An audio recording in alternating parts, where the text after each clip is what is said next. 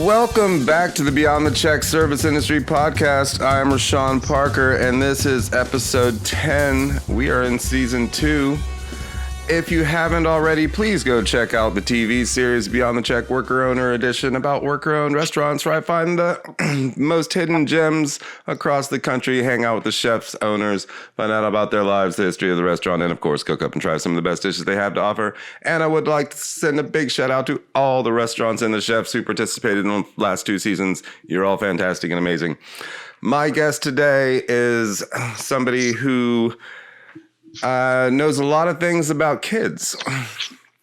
She has a master's degree in family studies, as well as a bachelor's in, funny enough, interior design. She also happens to be a renowned herbalist and also my mother. Ladies and gentlemen, Cindy Ma Parker. Hi, Mom. You make me sound so great, Reyshan. Hi.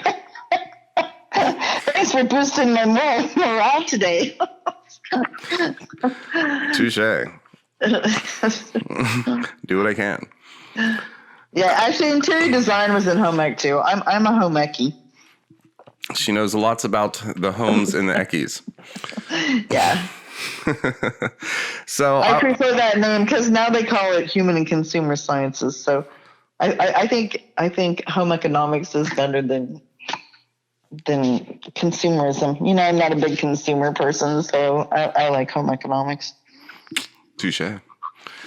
So speaking of the home and not necessarily economics, I wanted to talk about lunches, particularly kids' lunches, not necessarily school lunches, but like what we would eat at home or what you had as a kid, if you went over to your grandparents' house, or what your mother cooked for you for lunch. And then because you're a grandmother now, I'm sure you're feeding those kids lunches on occasion, yeah? Dinner mostly, but I feed them. You feed them. All right. Well, we'll talk just generally about the food then. What I had for lunches, and the dog's best friend, Teddy's here. And we'll go from there, right? So, I mean, there was no McDonald's when you were a kid. No, actually, Burger Chef opened across the street from my house when I was in probably junior high school. Burger Chef. Yeah, we had like Burger King. We did have those things. Yeah, but not till you were in high school though. Not till I was in high school, no. Right. So when you were like a kid, when you were in like elementary school, like you were never taken to like, a little fun house place where you were fed little terrible burgers that were just not good for you? No. Well, people didn't really eat out. Eating out was in restaurants and stuff wasn't such a big deal back then. People mostly just ate at home. People cooked and ate at home, or they had friends over, and like we used to get together with this other family, and they had multiple kids, and big long tables, and at people's houses, but not in restaurants. So people didn't really eat out at lunchtime that much. They usually packed their lunches. Yeah, and there wasn't fast food. You didn't go, you didn't run through McDonald's and pick up lunch. That wasn't something that you packed your lunch. You made your sandwiches the night before. Sometimes, depending on how paranoid people were about, about how long things set out. Some people would freeze them. They'd make sandwiches and freeze them. What? Freeze your sandwiches? And then put them in your lunch. And then by the time it was lunchtime, it was thawed and perfect, whatever. Perfect. But, the bread wasn't a little soggy or weird? No, my mom didn't freeze my sandwiches, but some people did freeze their sandwiches. But anyways, so, and you usually had... And people packed lunches that were basically, you had some kind of a main thing with a meat and a protein in it, and carrot sticks or celery sticks or apple slices or something like that, and maybe something. They did have things like, like Hostess cupcakes and Twinkies and shit like that. They had that back then. But of course they did. So some kind of a dessert kind of thing. When I packed, and you always had milk. That was the only option we ever had to drink was milk. I think that's the one thing that's probably majorly changed. No one's packing their kids little containers of milk anymore.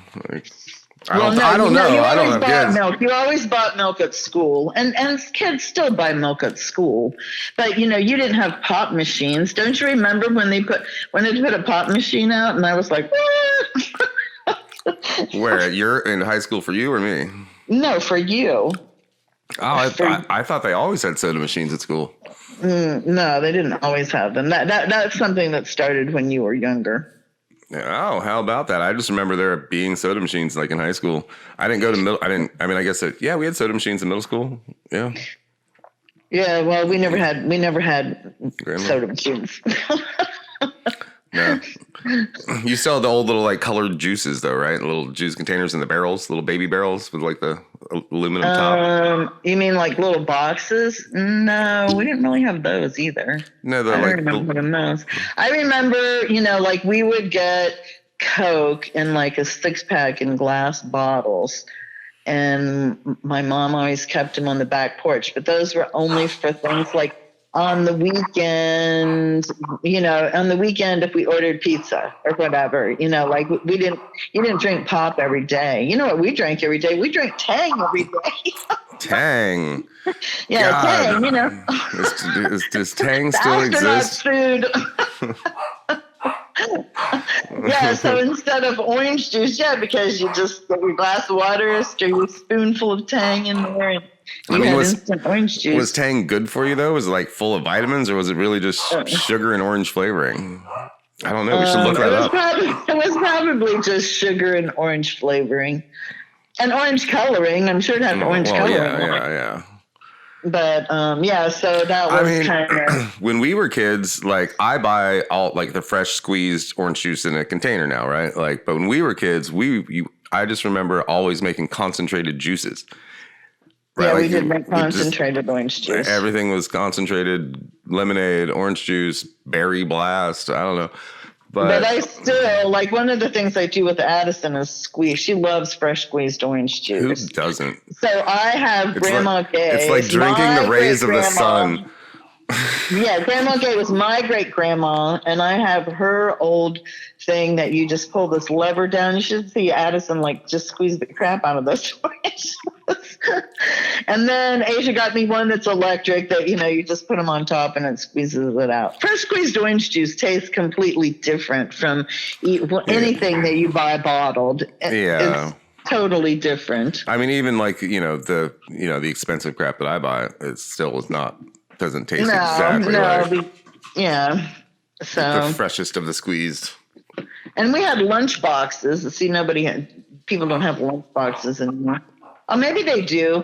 Maybe they just look different. I noticed that was one of the things. They're that not people metal. Were collecting.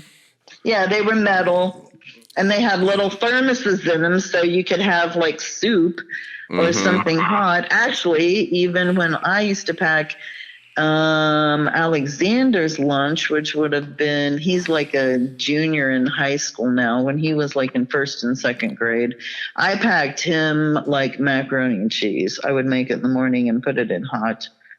And I packed him stuff in a thermos. We had thermoses. I don't know how many kids actually use thermoses, but I mean, I remember having them, but I know we used them for like hot chocolate and then to like pretend to drink coffee. I don't remember really putting soup in them ever. Yeah, that's what they were for, basically, was soup. But I mean, I pack my lunch today. Like so if I go to work, I have a plastic container, which is just an airtight container, and I have a sandwich and carrot sticks and potato chips, and sometimes a little mini Snickers bar, just and that's that's the traditional kids' lunch. Or hell, that's what construction workers ate, right? Like sitting on top of the skyscrapers. Yeah, a sandwich, carrot sticks, celery sticks, candy bar. Yeah, right. Like, and it hasn't changed really fundamentally in a very long time. Well, kids has changed a lot. So now they have those, what do they call them? They're really Lunchables? disgusting. They're really Lunchables. Lunchables. They're really disgusting. They have like little round pieces of bread, and then they squirt sauce on them and cheese, and they're cold and whatever. I am not a fan of Lunchables. I think that's like the biggest waste of money ever. It's just cheese, crackers, and lunch meat. Yeah, and you can cut up cheese and put in crackers. So that's what they eat. The thing the kids eat today is Annie's mac and cheese. That's probably the most popular kids' food. Annie's mac and cheese. And not Kraft, huh? Annie's, because the parents think it's healthier. Annie's, because they have an organic version, but basically it's the same thing. You know, you cook the macaroni, you mix it with butter, milk, and the dried mix that's in a packet. But is there anything particularly actually healthier about that pasta versus the pasta that's in Kraft? You know, I don't really think, because, and the other thing is it's like the same texture. Like the other thing, these kids that I watched, she would always eat the little girl always ate Annie's mac and cheese, and he always ate Annie's stars. So stars were like SpaghettiOs. I mean, the same kind of like the tomato sauce and the pasta, like the whole texture is exactly like SpaghettiOs were. So it's a red sauce? It's Annie's, and it's, more, somebody's calling in. That's why that's beeping. Oh, so that's why it's more acceptable today is to have. And I don't know how expensive that is. And then I'm sure it's not too much more. The thing Addison eats, which is really cool, she eats green beans that come in this little plastic container with a lid on it, and she is good about eating her. I will say one thing about vegetables, though. Like, if kids don't start eating them when they're young, then they're not going to eat them. And so that's important. And, like all of my grandkids eat cooked broccoli. They've all eaten cooked broccoli. And one of the things that Alana's kids were never allowed to watch TV. They had very little screen time. And the one time they could have screen time was while she was making dinner, and she would always steam them a huge plate of broccoli. And they were allowed to watch TV for half an hour, but they had to eat the broccoli. They had to eat the broccoli while they watched TV. It wasn't. Sometimes she had carrots, but she had other things. But those kids ate asparagus even, and that's kind of odd because most little kids, asparagus is rather strong for little kids. It's strong. I don't even think I liked asparagus until I was in my 20s. Or Brussels sprouts, right? But in my 20s, I started to develop a taste for the more bitter vegetables, and eat a good hard Brussels sprout with a balsamic reduction is like candy. It's delicious. Yeah, and they still do, because Alana's kids like peas. Addison doesn't eat peas. But, so, they still have their things that they like and they don't like that are individual. Oh, no, I fed all my peas to the dog under the table. I hated peas. But generally speaking, kids should eat vegetables. You should expose them to vegetables. Oh, yeah. A salad is delicious. Like, there's not it's the things that kids already like. Cucumbers, carrots. Maybe slide some red peppers in there. And, well, you guys, if you guys wouldn't eat dinner, if you guys wouldn't eat what was for dinner, you were allowed to make, but you had to do it. I didn't do it for you. You had to make your own peanut butter and jelly, and you could have cucumbers and carrot sticks if you didn't want to eat what was fixed for dinner. Which is probably... I didn't cater to you guys a whole lot. Because, and I still don't. I'm still like that. Like, I feel like if somebody fixes food, you should eat it. And not complain about it. You should be grateful, because that's another big part about food is the gratitude thing. I guess that's one thing I kind of miss a lot about food. It's not sitting down like at the table and passing dishes around and, just eating slowly and leisurely and enjoying the meal. People are in such a hurry. They're like, put the food out and fill your plate and eat it and, whatever. The charms of dining have lost. Well, I think it depends on how big your table is. Well, yeah, and speaking of that, because you're talking about kids, okay, so one of the things I always liked about East Elementary was in their dining hall, they had round tables with tablecloths on them, and the kids could all see each other, which is a totally different environment than when you go into a lunchroom in a school and there are all those long tables with, a bench all the way across at the bottom. You know what I mean? And then they stack them like 5 in a row. So there's just that kind of an environment to eat in. Which would you rather have? I mean, I'd rather sit at the round tables. Yeah, it's very institutional to sit. It just doesn't. It's not inviting. It's like jail. No, it's not. Yeah, it is kind of like jail. So. But mall food courts, right? Mall food courts are packed tight, but they were all. I mean, I don't know who goes to a mall food court anymore, but they were all, square round tables, just dispersed almost seemingly randomly. Yeah, they were dispersed around the center of the food court, right? Yeah. But it would still seemed inviting, So. Yeah, so the atmosphere makes a difference, and sitting at a round table is always good because you can see everyone. Yeah, but how many people just have like a huge round table in the house? Like even my house, I can sit like 4 people like at our dining room table. I mean, outside I can sit 8 people right at my outside like patio table. But if you have like a bunch of people over, you don't sit down and pass the food around. You set it up on like the island, and everyone fills their plate and sits wherever they want. Style, yes. And some people eat at one time, and some people don't. Right, and if people have dinner parties, it's more of like just a social occasion. It's like it's cocktail hour the whole time, but there's food out. Yeah, and you don't see sit down dinners very often anymore. I mean, on holidays, right? Maybe. Thanksgiving is the day that everyone tries to sit down at a table, but yeah. I like Thanksgiving. I like Thanksgiving because it's about food, and Christmas is all about presents. I'm not so much on the present thing. I like the food thing much better. So anyhow, I mean, just Christmas potluck. Everyone just bring your present of food. So yeah, so back to kids. I was going to say something a minute ago. Oh, well, we never actually explained the family studies thing. So, well, I think my bachelor's was in home ec, which was in interior design, but that was also home ec, and then family studies was in home ec as well. But the thing, I've done several different summer feeding programs for kids. So that's kind of interesting. Like some people think if the kids don't have any option, if all you're giving them is what you're giving them, then they'll eat it. And that's not true. So when you try to do like this one program was supposed to be vegetarian, but they didn't say the word vegetarian. They just never had meat. And the kids were just like tossing their food. It was crazy. So you have to have things that, you can't just feed kids whatever you think is good for them and think they're going to eat it, because they don't. They just don't. If they don't want it, they're not going to eat it.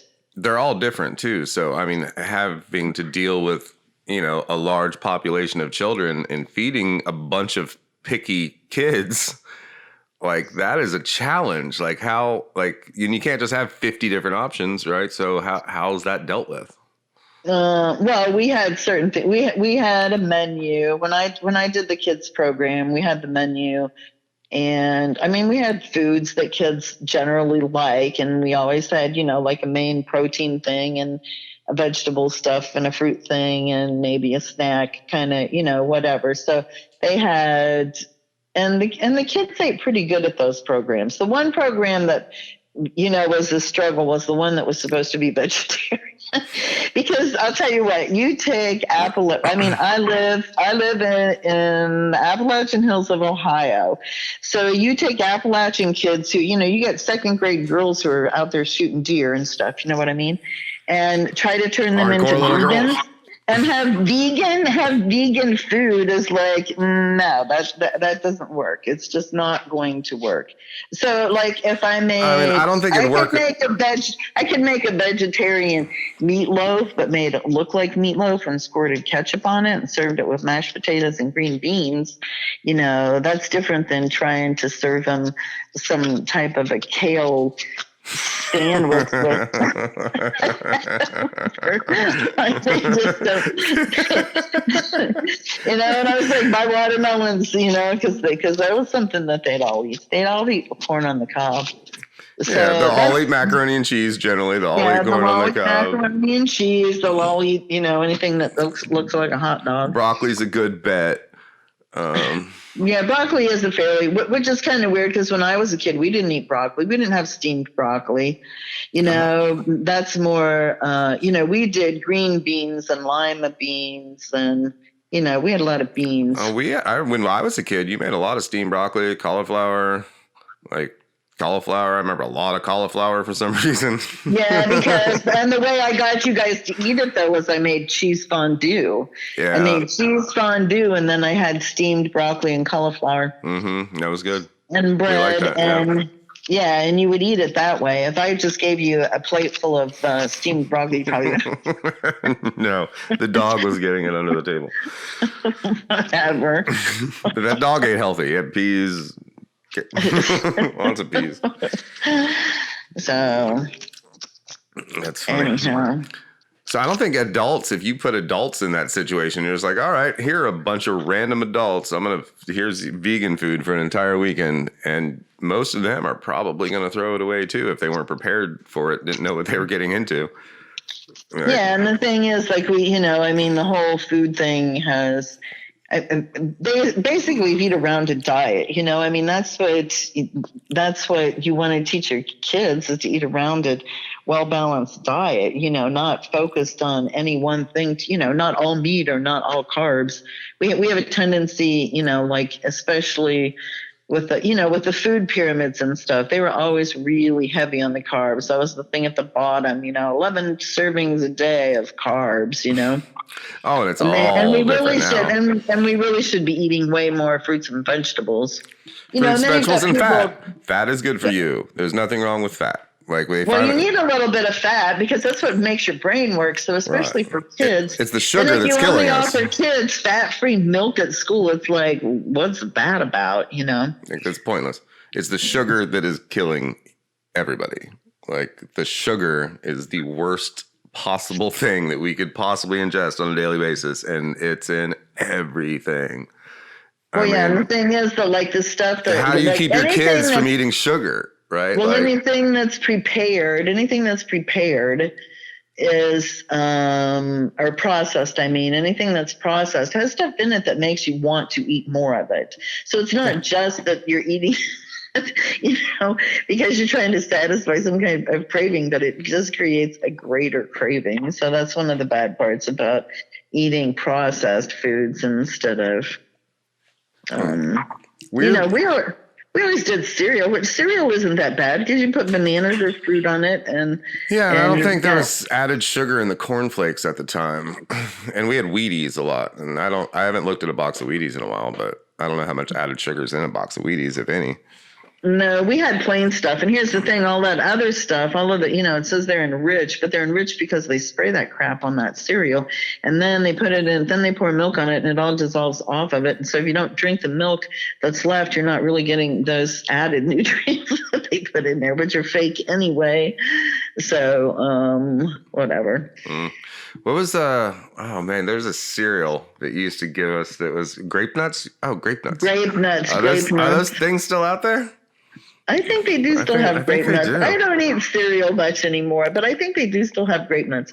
Here was the thing, your grandpa, Poppy, would take you guys to the store and let each one of you pick out whatever gunkiest cereal you wanted. You guys always thought that was so great. Yeah, you did. You get Lucky Charms and Blueberry Crunch, Cocoa Puffs, Fruit Loops. Fruit Loops. There was a multitude of cereal at their house. It was why we spent so much time there.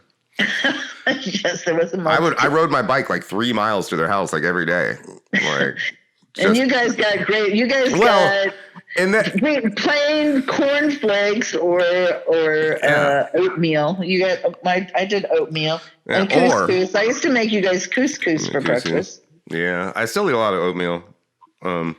That's something I'll pack hot and I'll put it in the Tupperware and it will stay, warm for an hour or two, and so you can eat it whenever. Yeah, oatmeal's good. I would ride 3 miles on my bike just to not have to eat Wheaties. Also, they had air conditioning and cable. And cable. Yeah, I was going to say the TV. That was a big draw to go to Grandma and Grandpa's house. Plenty of draws. Also, there was soda. Orange soda, red soda. I used to take the orange soda and mix it together with the red soda. That was the best. Yeah, because Poppy always drank a lot of orange soda. None of that shit is good for kids. I should not have been any of that. No. Actually, the worst thing Poppy did was he would microwave bologna and it would form this bowl of grease. Oh my God, that was that was so good. Least favorite. I used to put notes on his refrigerator. I would make notes and I'd stick it on his refrigerator door of all of the suggested snacks for you kids to eat. So instead of what he was feeding you. Oh man, just with mustard, just microwave bologna. He didn't even slice the edges first, so it did. No, he didn't. They made this bowl bowled up of grease in the middle, and you slap that on a white bread bun, some mustard, and that was it. He just went to town on that bad boy. Chased it with an orange/red soda. Yeah, I know. But if Poppy was around today, I would let him feed you kids whatever he wanted just because I liked him being your grandpa. I mean, we enjoyed it. He also taught us algebra, so. He was the best. Poppy was the best. Thanks, Pops. And he cooked a lot. He cooked a lot. No, Grandma did not cook. And cookies. I took Aunt Grace when I went down there. I took her snickerdoodles, Poppy's recipe with the orange zest and the orange flavoring in it. And he loved baking cookies. Oh, he baked cookies. Did I already tell this story about how he was trying to make gravy in a baking pan? Oh, and he broke it on the stove. And it shattered. Did we tell that story last time? I don't know. We might have. Well, you don't want to put glass on an electric burner. But he's the one who cooks all the time. Like he cooked for years. The man's like 60 something at this point, and or maybe even I don't know, somewhere around there. And horse shit, Helen. My grandmother's name was Helen. And he had made a ham or something, and he was trying to make some ham gravy. And he still had the big glass baking pan, and he put it right on the electric burner. And Grandma the whole time's like, Jim, you shouldn't be doing that. Don't you do that. It's got to break. And he's like, horse shit, Helen. And then not fucking a minute later, it was just like exploded. And we were downstairs watching TV and we heard it just shaboom. She's like, I told you, Jim. It's like, horse shit, Helen. He was a good cook, though. That one time, that's the only time I ever think I ever saw him make a mistake. Yeah, he didn't make too many mistakes. And she just loved it.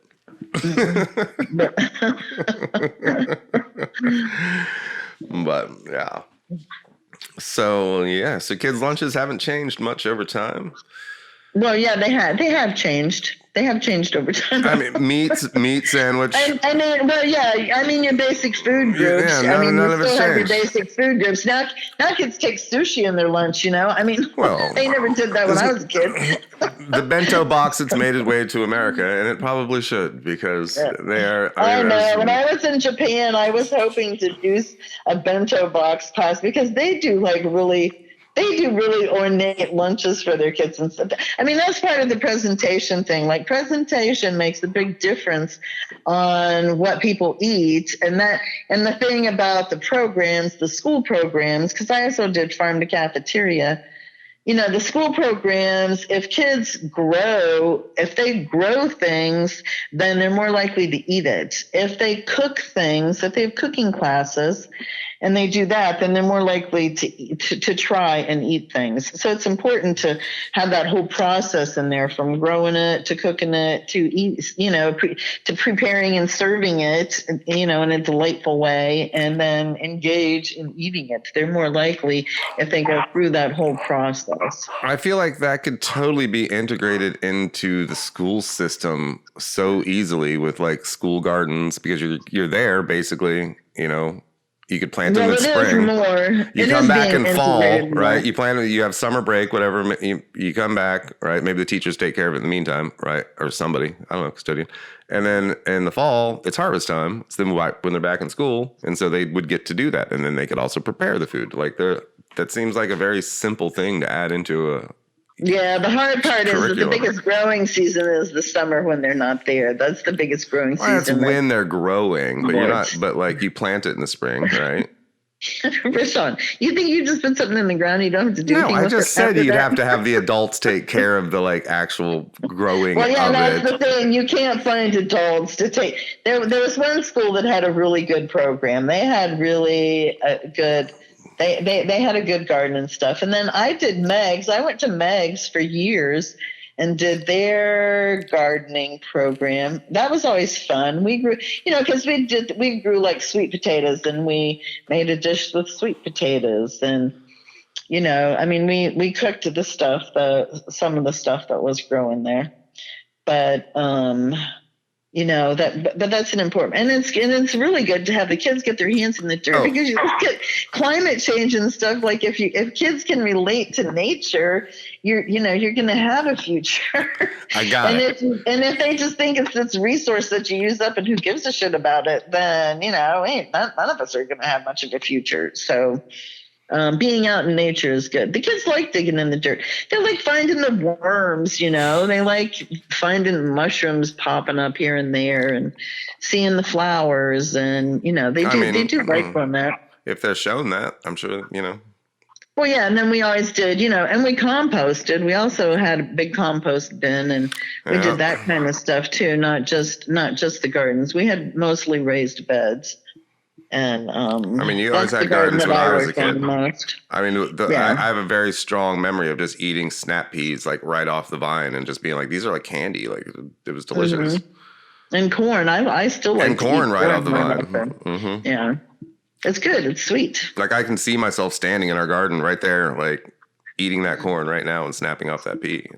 Delicious. It was good. We had a big garden. That was what you mean when we lived on Newark Granville Road. Mm-hmm. Yeah, we had that. We had like a quarter of an acre garden there. That was a big garden. I'm going to That was the biggest garden we ever had.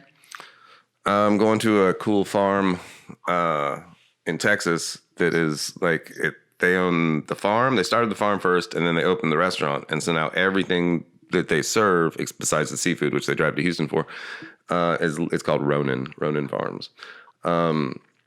They killed pigs. They got the cows. They grow everything there is what they use at the restaurant. And so I'm going to get to hang out on that farm. Oh, that's and cool. See all that while I'm in Texas. Texas, season 3, guys. We're going in December. Should be out next December-ish. I don't know. But yeah.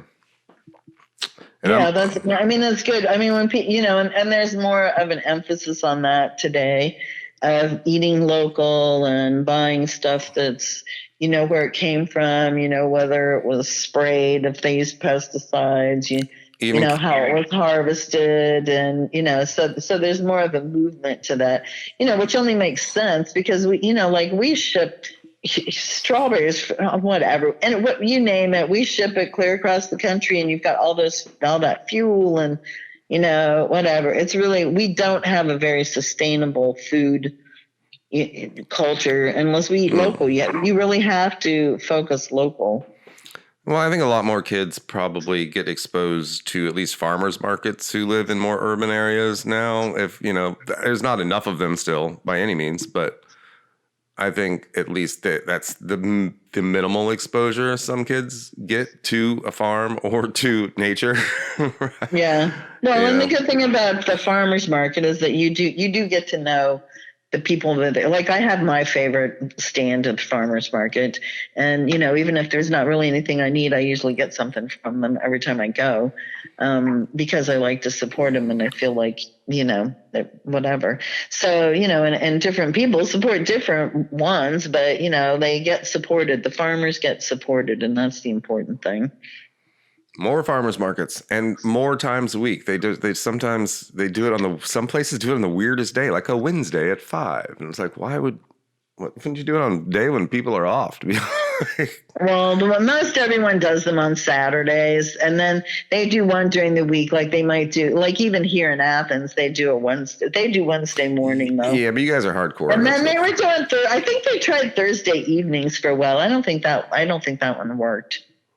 But anyhow, just take all the old all the old malls and turn them into permanent little farmer sales markets. Well, yeah, like in the old countries, when you see pictures, they've got all of the stands. They're outdoor marketplaces, and they have all the stands, and they had, Yeah, like every day. You still came to market, right? You came. Yeah, not just produce, but even stuff like bread, and and they have their seafood or their meat or whatever. Mm-hmm. So, yeah, that would be cool. I would love that. It's because there's no Walmarts. That would be good. I don't like you. I don't know. Kroger's makes me more crazy. Return to the markets, right? But I don't see that happening in America. Yeah, whatever. So they have this push to force everybody to use those self-checkout lines, and I hate them. None of us old people like those self-checkout lines. But yeah, so they just keep adding more. So they only open like 1 or 2 lines, and you've got 20 people waiting there to be. It's really crazy. Whatever. It would be much easier just to go out in the yard and harvest your food. But then you don't have the diversity. You do have the diversity. But what's really going to blow your mind is no checkouts, where you just walk around the store, scan the item with your phone, and then just pay with your card that's inside the app already and leave. Yeah. But one of the things about getting back to the kids, one of the things, that it's a good way to teach kids about food is through colors, because the colors represent also the nutrients that they have inside of them. So to get kids, that's one of my main approaches is food with kids is to get your colors, You want a plate that's full of color, different colors on it, So, and, you should eat the colors of the rainbow every day. Every meal, if it looks like Fruity Pebbles, it might be delicious, even if it's good for you. Whatever. I mean, when I make my smoothies, it looks like Fruity Pebbles. Like it's carrots and strawberries and kale, so it's green, right? But like inside it's just this very colorful, like rainbow of colors, right? Yeah. Actually, well, it should turn into like a brownish gray because all those colors blend together. Well, they do, but you still have like the pieces like floating around. So if you look at it, it's green. It definitely looks murky and like disgusting to Jordan anyway.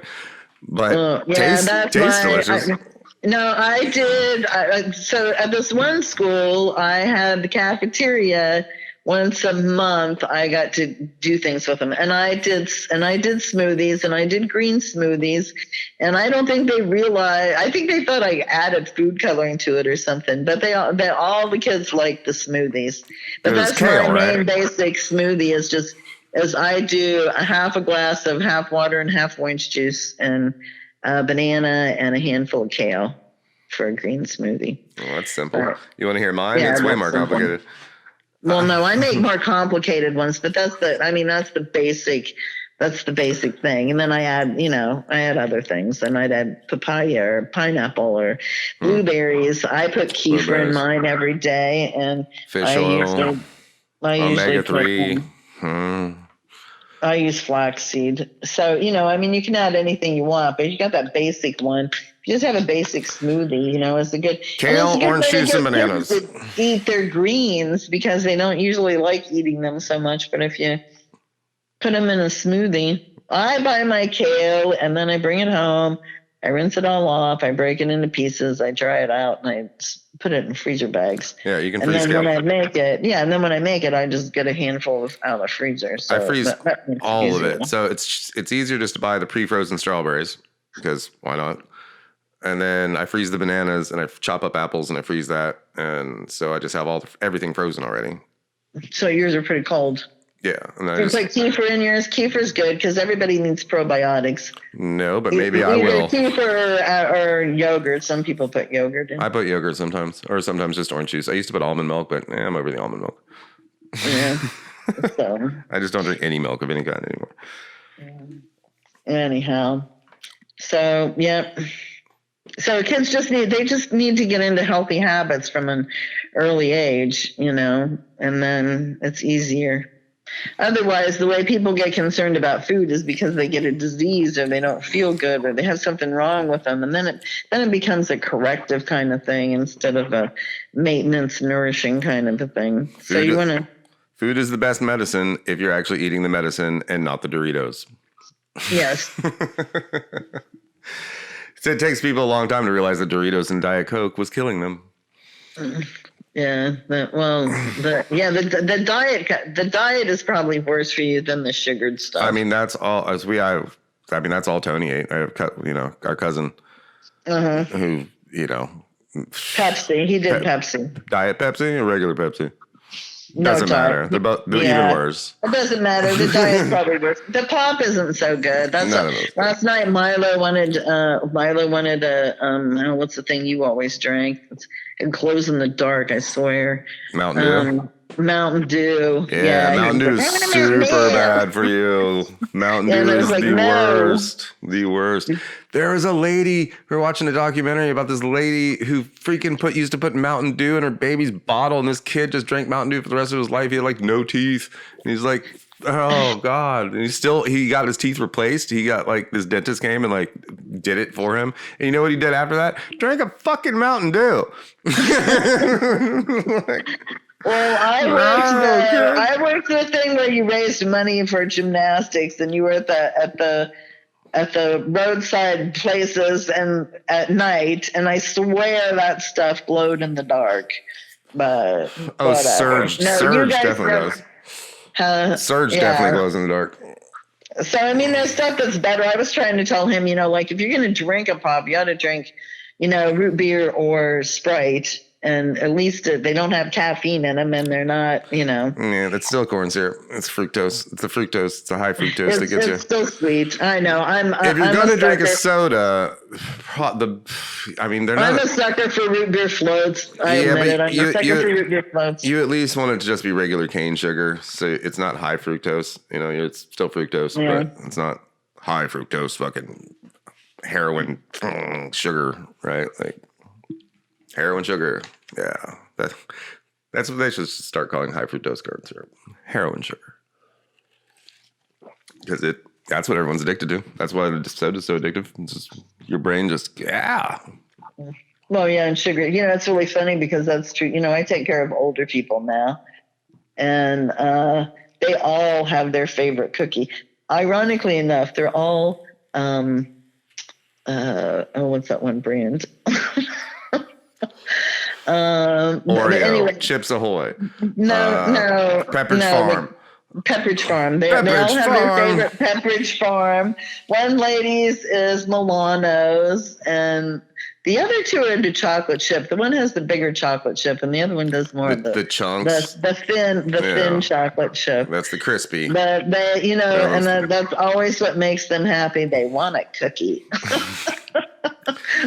It's the last little drug they can get up in there besides the ones that are trying to keep them alive. So, well, that and ice cream. The one lady, I take ice cream every week. I take her little baby Haagen-Dazs. Oh man, I ate a whole pint of Haagen-Dazs the other night. I hadn't had ice cream in I don't know when the last time I had ice cream was, but I was like, fuck it, I'm buying chocolate because it reminds me of being a kid because we always had those Haagen-Dazs little baby containers delivered for whatever from that food place, Fork. Oh yeah, when I used to get stuff through like a co-op kind of thing. Yeah, Fork. It was called Fork, right? Mm-hmm. Yeah, and so they bring the fruit leathers, and weirdly they had Haagen-Dazs. and a bunch of other healthy shit, but Haagen-Dazs. They were bars. The Haagen-Dazs were bars that had crunchy stuff on them. Yeah, but they also had the little mini cups, and there was half vanilla, half chocolate. Oh, yeah, I remember those. That's when it still came with a wooden spoon before they flipped it to the little plastic spoon inside. Yeah, now they have a little plastic spoon. Addison comes here sometimes after school, and that's what she wants. She wants one of those little cups, and she likes to eat with the spoon. When I take him to the older lady, though, I take her a spoon. A real spoon, not the little plastic thing in the top of the Haagen-Dazs container. That's the fun part. You can't eat too much at once. She's 85. I don't think she probably gets such a big kick out of it. Yeah. She probably need to feed it to her. But, and then of course, never mind. What? I was just going to say, then Addison's, I always put sprinkles on hers, so she likes to put sprinkles in there and smush it all up and whatever. Jordan likes chocolate ice cream with gummy bears, which is weird to me. But I know, it's super weird, but that's like your favorite thing. I don't get it. I've tried it. It's weird. I'll tell you who like chomps down on that ice cream is Frankie. You know, Frankie the Pomeranian.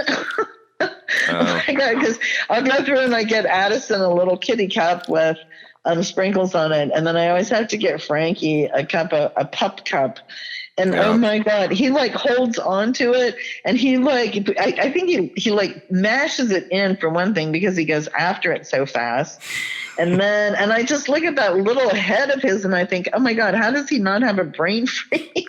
Impressive. And he doesn't stop. He looks that sucker clean. Sonic, every time we go through Sonic, Sugar and Bones are just staring out the window like, you going to give us a pup cup? You going to give us a pup cup? And they're like, would you like a pup cup? And they're like, yeah! And then they get a pup cup. And yeah. Actually, I made once a week, maybe every 2 weeks. It's ice cream. It's real bad for dogs. I made ice cream with Addison. Like when I was a kid, you never cooked ice cream. It was always Grandma always made it just raw eggs and sugar, sweetened condensed milk, half and half, whipping cream, milk. Crank it. And crank it, yeah. Crank it. And but today they never recommend that anyone make it with raw eggs. So I've made, basically you cook the eggs and the milk together and the sugar. And then you add it with the other things and you crank it. So Addison and I made ice cream a couple of weeks ago. That's fun. I haven't made ice cream in a long time. I made ice cream for the kids at Paper Circle one year, and I cooked it for them too. Paper Circle was a summer art program in Nelsonville that I did the food for a couple of years in a row. And then I also taught, like 1 year it was actually a class. It was a food art class. And like we took ramen noodles and made designs, mobiles out of all the little packets of, high salt. And then we'd cook the ramen noodles with stuff like tofu or and vegetables in them and stuff. It was a fun class, actually. You make faux man. We made sausage gravy and biscuits. They made them from scratch. They made the biscuits from scratch, too. So it was like a food class. And then they do art things where they'd, just take fruits and vegetables and make pictures and things out of them. It's always interesting to see what kids come up with. Well, that's fun. Yeah, it's fun to do. You're always telling kids not to play with their food, but in this case, go to town. Well, yeah, and the other thing I do with Addison a lot is remember candy cane cookies? Remember how I'd make candy cane cookies? Yeah, I think we talked about this last time. Go ahead. Okay. Well, you roll the red part and the white part, and then you twist them together, and you make a candy cane. You make candy cane cookies. Yeah. They're not real flavorful. They don't have a lot of sugar in them. No, it tastes like almond. It's almond extract, right? So we make those in different colors, and then different times we make different things. One day she wanted to make little cakes, so we made little cakes and put icing on them and put little candles on them. So we make the dough in like 4 different colors. And then we just, use it for art and bake them. But she eats them. I don't find them all that tasty myself, but she likes them. I mean, better than the Pepperidge Farm.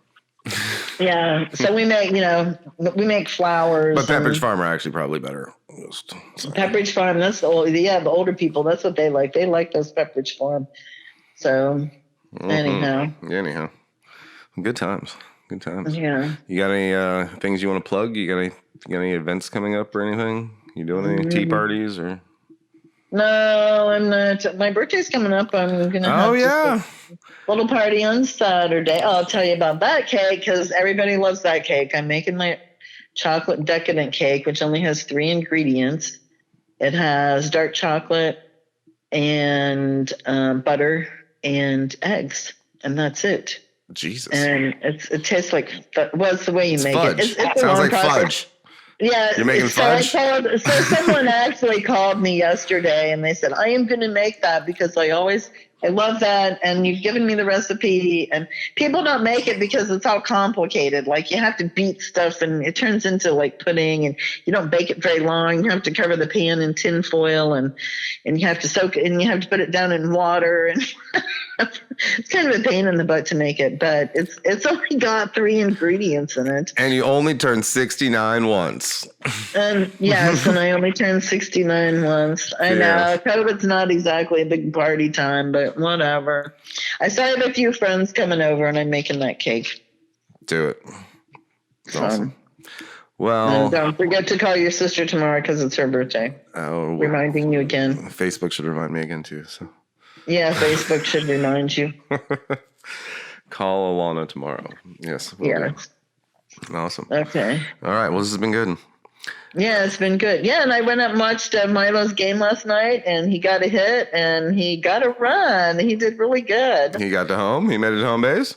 Yeah. Wow. Yeah, and little Ellis, you should have seen the little kiss Ellis gave me. He's so cute. He'll be 2 on Thanksgiving, or near Thanksgiving. On Thanksgiving.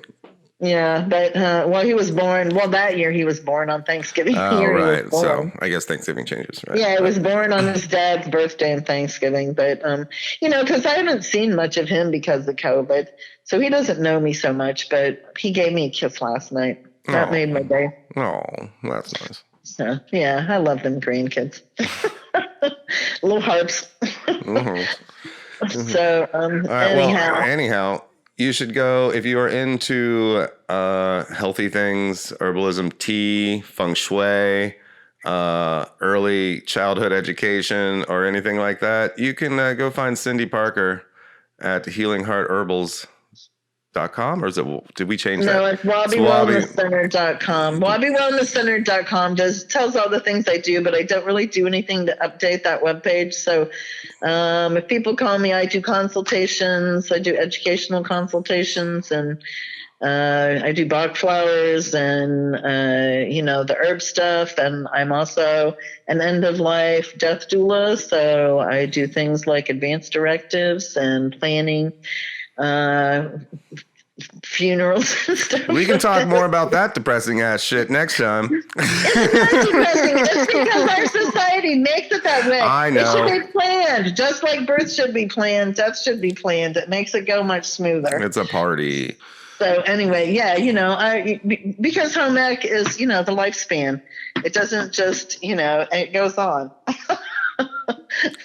And on again and again and again and again and again. Well, yeah, but old age is really kind of an important issue right now because we keep people alive longer and we don't actually offer them services. It's sort of a big issue right now, end of life. So anyway.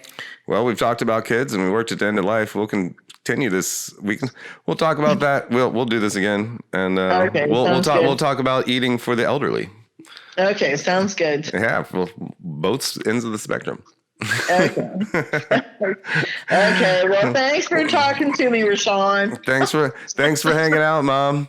Okay, and thanks all of you who are listening. We appreciate you listening. And don't forget to check out Reyshan's food videos because they are really good. I'm really proud of him on those food videos. So those again, Beyond the Check Worker Owner Edition, now streaming on Amazon and Tubi TV. Tubi TV, it is free TV.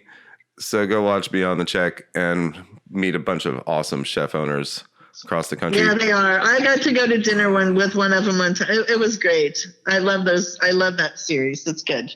Good stuff. So again, you can find Cindy Parker on Facebook at Wabi Wellness Center. No, you can find me just as Cindy Parker on Facebook. Well, that too, but you do have a Wabi Wellness Center. Okay, I do. Yeah, I guess I do. You're right. You're right. I'm not a big tech person.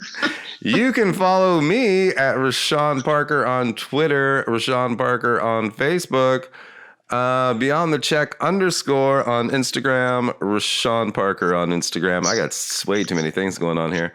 But whatever you do, go watch Beyond the Check Season 2, now streaming on Tubi TV. It's free TV. Thank you again to Ma Parker for hanging out with me and giving birth to me. And you're welcome. I'll chat at you again next time when we go Beyond the Check Service Industry Podcast. All right. Bye. Bye. I love you. Love you too, honey. All right. Bye. Bye.